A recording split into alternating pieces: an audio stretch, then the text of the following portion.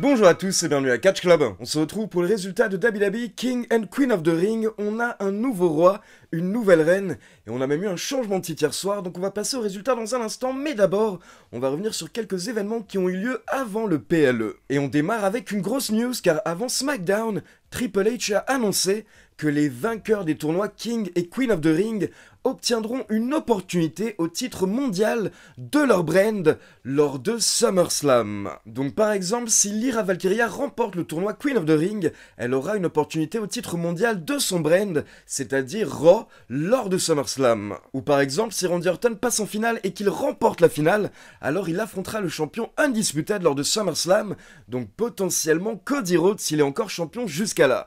Ce qui fait que vendredi soir, lors de SmackDown, Cody arrive en coulisses et il croise justement Randy Orton, mais malgré tout, Cody Rhodes lui souhaite bonne chance. Et là, on peut voir Randy Orton qui fixe le titre Undisputed sur l'épaule de Cody Rhodes, mais derrière, il lui serre la main. Donc la WWE qui a commencé à teaser une potentielle rivalité entre Cody et Randy Orton, sachant qu'on l'attend tous. Et donc vendredi soir, lors des demi-finales du côté de SmackDown, on a Nia Jax qui a battu Bianca Belair clean, car Bianca Belair était blessée à la jambe et Nia Jax en a profité. Et à côté de ça, on a Randy Orton qui a battu Tama Tonga lors du main event. Donc Nia Jax passe en finale du tournoi Queen of the Ring et Randy Orton passe en finale du tournoi King of the Ring. Donc c'est parti, on passe au PLE King and Queen of the Ring. Et d'abord, lors du kick-off, lors du pré-show, on avait un tag team match et on a eu Jade Cargill et Bianca Belair qui ont conservé les titres par équipe féminin en battant Indy Hartwell et Candice LeRae. Mais à côté de ça, on a eu un segment en coulisses où on retrouve Liv Morgan qui d'un coup se retrouve face à face avec Dum Dum. Dum Dum était présent en Arabie Saoudite, il était en coulisses. Et là, Liv Morgan lui demande mais qu'est-ce qu'il fout là ? Et Dum Dum répond qu'il est présent pour faire en sorte que Liv Morgan ne puisse pas mettre ses mains sur le titre de Mamie. Donc apparemment Dum Dum est là pour empêcher Liv Morgan de remporter le titre de Becky Lynch. Car je rappelle que c'est Liv Morgan qui a blessé Rhea Ripley, donc apparemment Dum Dum veut se venger, il veut défendre l'honneur de Mamie. Donc c'est parti, on passe à la carte principale et justement, on démarre avec la championne Becky Lynch qui défend son titre face à Liv Morgan. Et au bout d'environ 15 minutes, on a Dum Dum qui sort de nulle part et qui se retrouve au bord du ring. Et au début, il n'intervient pas, mais au bout de quelques instants, vous avez l'arbitre qui est occupé avec Liv Morgan dans le coin. Et là, Dum Dum en profite, il glisse une chaise vers Becky Lynch, apparemment pour que Becky Lynch l'utilise, et derrière Dum Dum va distraire l'arbitre. Sauf que pendant ce temps, eh bien c'est Liv Morgan qui en profite. Liv Morgan se jette sur Becky Lynch et elle lui porte un DDT sur la chaise. Et derrière, Liv Morgan enchaîne avec le Oblivion pour la victoire. Donc Liv Morgan est la nouvelle championne et directement après le match, on peut voir Dum Dum qui est dégoûté car apparemment et d'après ce que disent les commentateurs, Dum Dum était clairement là pour aider Becky Lynch, mais au final, sans le faire exprès, il a aidé Liv Morgan et donc ça a coûté le titre à Becky. Et du coup, un peu plus tard, on retrouve Becky Lynch et Dum Dum en coulisses. On peut voir que Becky a l'air d'engueuler Dum Dum. Puis Baron Saxton tente d'interviewer Becky Lynch. Et là, Becky explique simplement qu'elle ne sait pas ce qui s'est passé ce soir, mais tout ce qu'elle sait, c'est qu'elle a une clause de rematch dans son contrat, donc elle va aller parler à Adam Pearce pour avoir son rematch ce lundi lors de Raw. Mais donc maintenant, la grande question, c'est est-ce que Dum Dum était en train de mentir ? Car pour ceux qui ne sont pas au courant, ça fait plusieurs semaines qu'on a vu des interactions entre Dum Dum et Liv Morgan en coulisses. Du coup, on peut se demander si en réalité, Dum Dum était là hier soir pour aider Liv Morgan, mais il a fait semblant de vouloir aider Becky Lynch pour que pour le moment Mamie ne soit pas au courant de la potentielle relation entre Dum Dum et Liv Morgan. Donc affaire à suivre, mais c'est un petit coquin le Dum Dum. Ensuite, on enchaîne avec le match pour le titre intercontinental avec le champion Sami Zayn qui défend son titre face à Bronson Reed et Chad Gable. Et justement, quand Chad Gable fait son entrée, il est accompagné par Otis et Maxine Dupri, mais directement il renvoie Maxine au vestiaire. Maxine ne sera pas au bord du ring pendant le match, mais par contre Otis est bien présent. Et donc déjà, quelques remarques par rapport au match. D'abord, Sami Zayn a reçu un magnifique accueil de la part du public saoudien, qui était vraiment très chaud hier soir, je tiens à le souligner. À côté de ça, les trois catcheurs nous ont fait un match de folie, notamment avec plusieurs grosses prises à 3. Je pense par exemple à un moment à une méga German suplex, où en gros Chad Gable a souplexé Bronson Reed, qui lui a souplexé Sami Zayn, c'était incroyable. Et on a également Bronson Reed qui était en mode luchador hier soir, il nous a sorti un moonsault à un moment, puis un peu plus tard un dive vers l'extérieur du ring. Et donc à un moment on a Bronson Reed qui est à l'extérieur du ring, et là Chad Gable ordonne à Otis d'attaquer, donc Otis frappe Bronson Reed, puis derrière, Chad Gable jette également Sami Zayn à l'extérieur du ring, et il ordonne à nouveau à Otis d'attaquer. Mais là, Otis hésite, il n'a pas envie de frapper Sami Zayn. Mais au final, Otis se chauffe, il se prépare, mais au dernier moment, il s'arrête. Ce qui fait que là, vous avez Chad Gable qui descend et qui engueule Otis. Il était méga énervé, et au final, il gifle Otis. Et donc là, ça réveille un petit peu Otis, il se remotive. Donc Chad Gable va choper Sami Zayn, il le tient. Et là, Otis se prépare pour une clothesline. Il fonce pour frapper Sami Zayn, mais au dernier moment, Sami Zayn s'enlève, il esquive. Et donc, sans le faire exprès, Otis porte une clothesline, un coup de la corde à linge, à Chad Gable. Donc Chad Gable est KO, et pendant ce temps, Sami Zayn retourne dans le ring. Et il en profite pour porter son LOV kick à Bronson Reed pour la victoire. Et du coup, forcément, après le match, Chad Gable se relève et il est très énervé contre Otis. Donc on va voir à quoi ça va mener lors des prochaines semaines, et je rappelle que lundi dernier, on a vu Chad Gable à nouveau discuter avec les Creed Brothers. Et pour info, lors des entrées pendant ce match, on a eu un nouveau glitch avec un nouveau QR code qui nous a mené vers une nouvelle vidéo assez dark, où on avait quelqu'un qui jouait à WWE 2K, mais qui en même temps entendait des bruits, comme si apparemment quelqu'un tentait potentiellement de l'enlever. Et pour ceux qui l'ont raté par rapport à Uncle Howdy, on a eu un nouveau stream jeudi soir sur Twitch, et là on a vu des mains qui étaient en train d'écrire des lettres, donc potentiellement des lettres pour recruter des membres au sein de son clan. Et dans ces lettres, on avait des indices par rapport aux potentiels membres de son clan. Par exemple, dans une des lettres, il parle d'un masque, donc ça peut nous faire penser à Eric Rowan. Et dans une autre lettre, il parle de quelqu'un qui était perdu, et il a vu cette personne en coulisses fixer le vide, donc ça pourrait nous faire penser à Nikki Cross. Et les deux autres lettres semblaient faire penser à Joe Gacy, et également potentiellement Dexter Lumis, donc ça pourrait confirmer les rumeurs qu'on a depuis quelques semaines par rapport au clan qu'on aurait autour de Bo Dallas. Et dernier détail, dans le lien du QR code qui est apparu hier, vous avez le mot Rhaenyrius. Et pour info, Rhaenyrius est un saint catholique du XIIe siècle, et sa fête a lieu le 17 juin. Et pour info, cette année, le 17 juin, ça tombe un lundi. C'est le lundi, le lendemain de Clash at the Castle. Donc pourquoi pas le retour de Bo Dallas, peut-être avec son clan, ce 17 juin. On enchaîne avec la finale du tournoi Queen of the Ring avec Lyra Valkyria contre Nia Jax, David contre Goliath. Et en gros, pendant 10 minutes, on a Lyra Valkyria qui a tout donné et qui a essayé d'utiliser son côté technique et sa rapidité face à la puissance brute de Nia Jax. Mais Nia Jax réussissait toujours à reprendre le dessus, et vers la fin, elle se retrouve avec Lyra Valkyria sur ses épaules pour un Samoan Drop. Sauf que là, elle décide de monter sur les cordes pour un méga Samoan Drop. Sauf que vous avez Lyra Valkyria qui glisse, elle se faufile sous les jambes de Nia Jax afin de tenter de lui porter un Sunset Flip Powerbomb depuis le coin. Mais là, Nia Jax la contre en lui portant un énorme Banzai Drop alors que Lyra Valkyria était debout.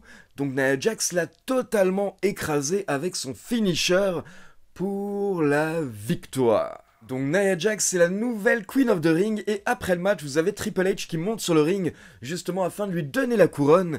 Et derrière, vous avez Kayla Braxton qui tente d'interviewer Nia Jax. Elle tente de la féliciter, mais là, Nia Jax lui arrache le micro des mains. Elle dit qu'elle n'a pas besoin des félicitations de Kayla Braxton. Et Nia Jax sent que le public n'est pas content, mais elle n'en a rien à faire. Et elle dit que le public sera encore moins content dans quelques mois, car elle va remporter le titre lors de SummerSlam. Et perso, honnêtement, je suis très content pour Nia Jax, car je le répète, mais depuis son retour, elle fait un très bon boulot. Et je pense également que lors de son dernier run, il y a une partie des fans qui ont été un petit peu trop durs avec elle. Mais là, elle gère totalement, elle est monstrueuse depuis son retour, et je trouve qu'elle mérite une belle victoire. Donc vive la nouvelle reine de la WWE. On continue avec la finale du tournoi King of the Ring avec le ring général Gunther contre Randy Orton. Randy Orton qui était adoré par la foule hier soir, il a reçu la plus grosse pop du show. Et encore une fois, le public a chanté son thème pendant son entrée, ce qui fait que la WWE ne voulait plus arrêter son thème. Je crois qu'on a eu 5 minutes hier soir pour l'entrée de Randy Orton, mais honnêtement, j'ai totalement kiffé, et vraiment, la foule saoudienne hier soir était totalement à fond dans le show, donc ça faisait plaisir à voir. Maintenant, par rapport à l'histoire du match, déjà, il faut savoir que Randy Orton a fait son entrée avec un bandage au niveau du genou gauche, donc Randy Orton était un petit peu blessé au genou au début du match, puis à côté de ça, au bout de quelques minutes, il tente un RKO, mais Gunther esquive, sauf que Randy Orton tombe tout de même sur son dos et à partir de ce moment-là, il a commencé à se tenir le dos et justement, du coup Gunther s'est acharné sur son dos pendant tout le match. Mais malgré ça, Randy Orton a tout de même repris l'avantage quelques instants plus tard et il a sorti un RKO de nulle part, sauf que là très intelligemment Gunther a roulé vers l'extérieur du ring afin d'éviter un tombé. Mais Randy Orton l'a suivi, il y a une bagarre à l'extérieur du ring, et là Randy Orton a souplexé Gunther 3 fois sur la table des commentateurs. Puis les catcheurs sont retournés sur le ring et rapidement Gunther a repris le dessus, et là il s'est encore une fois acharné sur le dos et la jambe de Randy Orton, puis vers la fin du match il a commencé à porter une prise de soumission, un Boston Crab à Randy Orton sur l'une des jambes de Randy Orton. Et Randy Orton était en train de galérer mais au final il a réussi à s'en sortir une première fois. Sauf que Gunther a insisté, il a reporté la prise une seconde fois, et là Randy Orton a chopé les cordes, il s'est relevé et de nulle part il a à nouveau sorti un RKO à Gunther. Donc là Randy Orton rampe vers Gunther, il tente le tomber, mais Gunther s'est dégagé au compte de 2. Et là, lors du dégagement, on peut voir que Randy Orton était vraiment en train de souffrir au niveau de sa jambe. Et du coup, Gunther en a directement profité. Dès qu'il s'est dégagé, il a enchaîné avec son propre tombé sur Randy Orton pour la victoire. Car Randy Orton n'en pouvait plus, il avait trop mal à la jambe et au dos, donc il n'a pas pu se dégager. Et c'est donc Gunther qui remporte le match et devient le nouveau King of the Ring. Donc là encore une fois on a Triple H qui monte sur le ring et qui donne la couronne à Gunther. Gunther d'ailleurs qui voulait pas la mettre sur la tête, il a préféré la garder en main. Et derrière on a droit à un petit speech de Gunther pendant que le public commence à scander « You deserve it », donc tu le mérites. Mais là, Gunther dit qu'il n'en a rien à faire de ce que pensent les gens car ce n'est pas à eux de décider ce que Gunther mérite ou pas. Gunther nous rappelle qu'à la base, Randy Orton est un prédateur, mais au final, hier soir, Randy Orton était la proie de Gunther, le ring général, qui est devenu le King of the Ring, et qui va également devenir le prochain World Heavyweight Champion. Donc félicitations au King général, mais par contre, il faut savoir que sa victoire était controversée hier soir, car quand Gunther a effectué le tombé sur Randy Orton, on a clairement tous vu que l'épaule gauche de Randy Orton n'était pas du tout au sol pendant le tombé. Mais à la base, les commentateurs ne l'ont pas trop mentionné, sauf Corey Graves un petit peu, car lors des ralentis, il a dit qu'il aurait besoin de plus de ralentis au niveau du tombé. Mais ce qui s'est passé par contre, c'est que après le show, on a Triple H qui a posté une vidéo sur les réseaux où il a expliqué qu'en fait il était au bord du ring pendant le match, donc pendant le tombé, il n'a pas vu ce qui s'est passé, mais quand il est retourné en coulisses, c'est clair et net, il a vu sur les ralentis que l'épaule de Randy Orton n'était pas au sol pendant le tombé. Mais malgré tout, Triple H précise tout de suite que la décision de l'arbitre est la décision finale, et donc il confirme que Gunther est bien le nouveau King of the Ring. Mais Triple H ajoute qu'après le match qu'il vient de voir, il veut à nouveau voir ça. Il ajoute également qu'il pense que Randy Orton mérite une autre opportunité, et il pense également que Gunther voudra prouver qu'il n'a pas volé sa victoire. Donc Triple H dit que là il a vu Randy Orton après le match et Randy Orton n'est pas bien physiquement, mais une fois qu'il sera de retour, on pourrait potentiellement avoir un rematch entre les deux. Et donc en gros en fait ce qu'on suppose à l'heure actuelle c'est qu'hier soir ce n'était pas prévu que l'épaule de Randy Orton soit décollée du sol, mais malheureusement le finish s'est mal passé, ce qui fait que comme beaucoup de personnes ont souligné que l'épaule de Randy Orton n'était pas collée au sol, et bien Triple H a sûrement décidé de poster cette petite vidéo en ligne pour bien confirmer que Gunther est le nouveau King of the Ring, tout en laissant la porte ouverte à un potentiel rematch entre les deux dans le futur. Comme ça au moins la WWE a cette option si jamais à un moment il souhaite relancer la petite rivalité. Mais là comme vous l'avez compris, Triple H a bien précisé que Randy Orton est amoché, il est blessé, et donc il ne sera pas de retour tout de suite apparemment à la télé. Ensuite, à un moment hier soir, on a également eu une interview de Triple H en coulisses, et là Triple H a une breaking news, il nous annonce que Drew McIntyre vient de recevoir le feu vert des médecins, donc Drew McIntyre peut à nouveau remonter sur les rings. Et à côté de ça, il nous dit que Damian Priest est un homme de parole, donc Damian Priest a bien accepté d'affronter McIntyre pour le titre World Heavyweight, ce qui fait que le match aura lieu à Glasgow, lors de Clash at the Castle. Donc Drew McIntyre va avoir une opportunité au titre World Heavyweight chez lui. Et donc on passe au main event avec Logan Paul contre Cody Rhodes dans un match qui est uniquement pour le titre Undisputed, je le rappelle.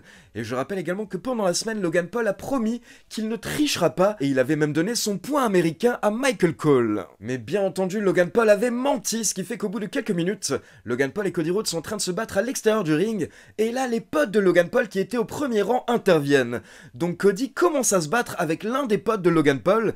Et pendant ce temps, l'autre pote file un point américain à Logan Paul.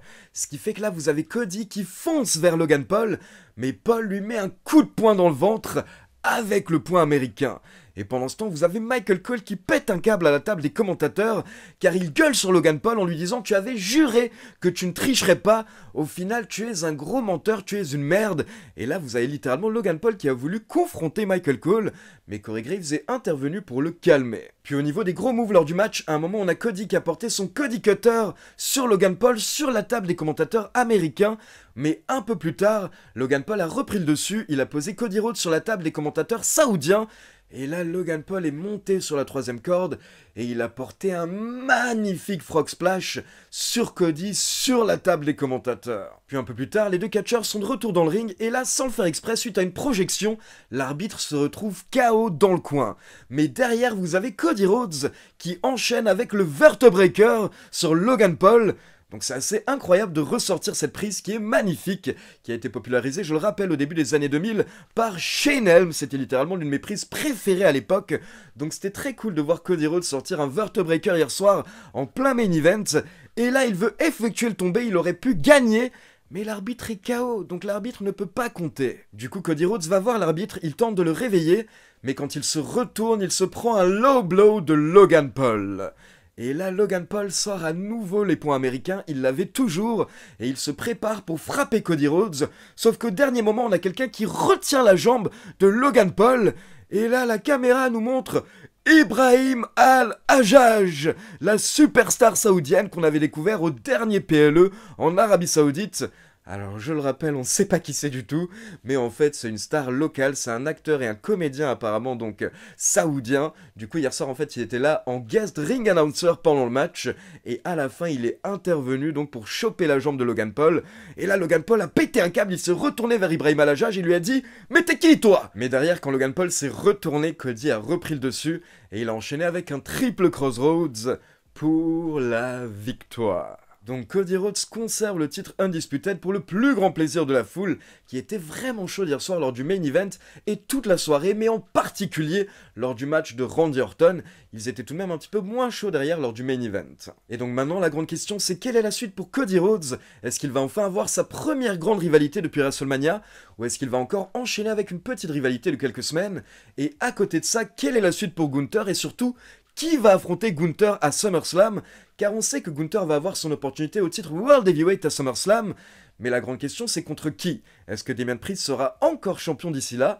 Ou est-ce que Drew McIntyre aura remporté le titre d'ici là? Donc voilà, c'est tout pour la review de WWE King and Queen of the Ring. Maintenant, comme d'habitude, c'est à vous, n'hésitez pas à me laisser vos avis dans les commentaires, et comme d'habitude, n'oubliez pas de liker la vidéo, de vous abonner à la chaîne et de cliquer sur la petite cloche pour être informé de la sortie des prochaines vidéos. Ciao tout le monde!